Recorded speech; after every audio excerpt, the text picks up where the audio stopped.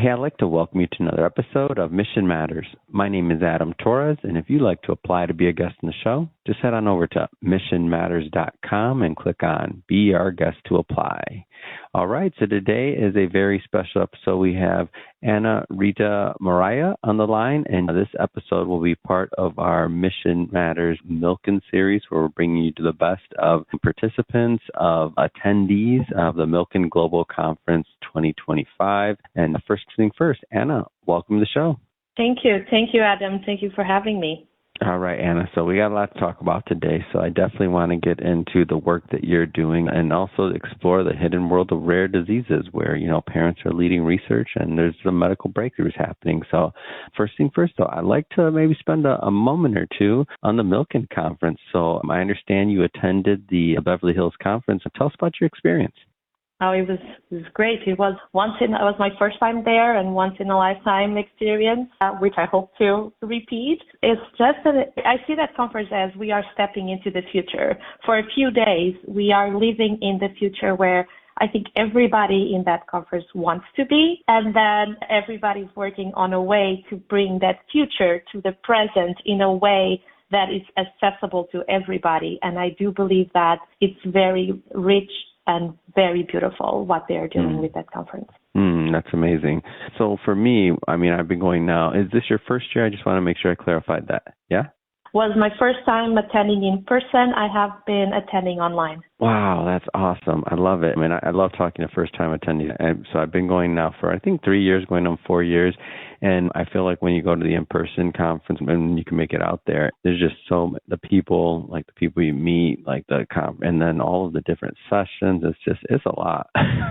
It is a lot. It is and you wanted to see everybody and everything is happening. All the conferences are good at the same time, but all day. It's not like, you are unlucky. No, you have the most privilege of having the problem of choosing from excellent talks that are running at the same time. Yeah, that's exactly right. Well, let's switch topic a little bit. So maybe start by telling us a little bit more about VATP Alliance. Yeah, so VATP's Alliance it's a nonprofit. It's a 501c3 nonprofit register. It's a parent-led organization that was created when I became, a little bit after I became a mom, because my firstborn, I was born with an ultra-rare genetic mutation in the gene ATP6B0C. It's a disease with no name that has a count of 27 affected kids worldwide and only 3 kids with the same mutation as my almost 4-year-old. And as you can imagine, it's not profitable to look into this kind of diseases. So knowing that there was no information out there made us start the foundation. So the foundation is me, my son's dad, and another family that also has an affected child. Wow, what a story. And so what drives this mission? Of course, it's your family. Of course, it's your son. But, what drives this? Because this does not sound like it's an easy thing to handle. So I can tell you what I think in the beginning was the shock of getting the diagnosis for this ultra-rare genetic condition and going to Dr. Google, who is supposed to know everything, and finding 3 pages of results. And those 3 pages had no guidance, no support group, just basically there was nothing out there. So we had this diagnosis that it was so hard to get, because it's very hard to get rare disease genetic diagnosis, right? There's no panel for them yet. You have to do a full sequence of the DNA. And then just to do all of that, and still at the end, you have an answer, but you don't have an answer. You don't have information. You don't have treatments. You don't have a clear path forward. You don't know what the future looks like. And so this is born out of necessity. There's a complete void of resources, a complete void of research, and even hope. And at the same time, in my case, I see my son, right? He's my daily reminder that I can't wait for somebody to do something. So I start leveraging my personal skills and then my background in economics and communication And I watched a ton of YouTube tutorials from how to create a logo, how to build a website, and doing all of that. And then we all, as parents, have this instinct of protect and fight for our child's future, right? So I just wanted to extend this further, and not just for my child, but for all affected children from the ETPA's community. Yeah. Can you talk about what it's like to work with the families in that community? We're really big at Mission Matters about community, and I think we talk about it often from the context of business and business communities or local communities, but to think about individuals that all have a similar thing around a condition that's a community in its own. Yes, it is. And it's where I think most of the data of VETPAs exists is within our community, because those are the experts of the disease. Those are the people that are living with the disease every single day at their homes, and they are seeing all the little things that happen, and they are watching the evolution of the disease, and they are dealing and they know what to do with those patients, right? It's not a 15-minute at the doctor that never heard about this condition that is going to help. It's actually sharing information among ourselves. And one of the first research projects that we did with VETPA's Alliance was to start gathering the data that it's needed to start advancing research, because above all, we are a research foundation.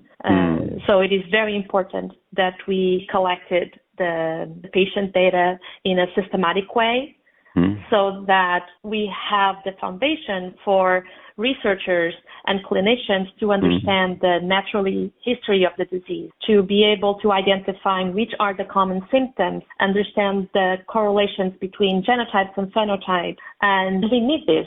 We need this high quality and well-organized data to attract the interest of the researchers and the pharmaceutical companies, and we also use this exact same data to help other families with more information about the disease. And empowering the patients this way, then we can empower their experiences and turn their experience into actionable scientific insights, which ended up being a crucial asset for this rare disease.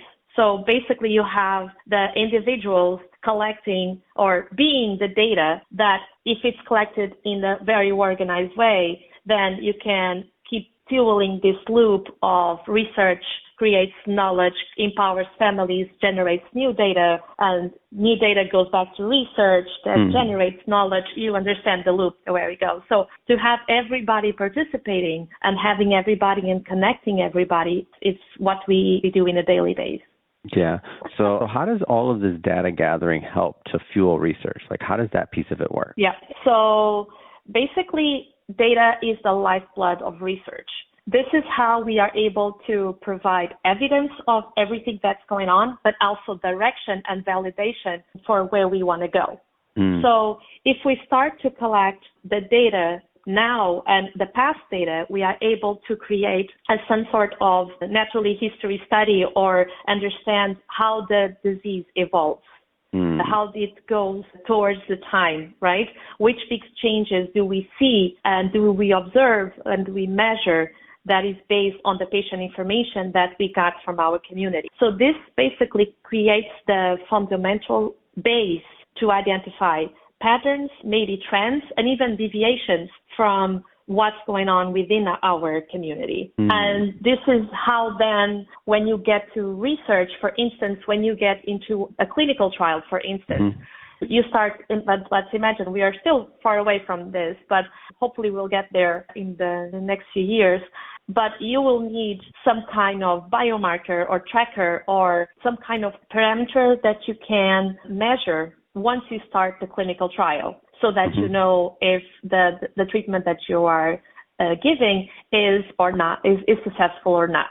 So for that, you need to have those measure indicators of some kind of biological state that is related to the disease.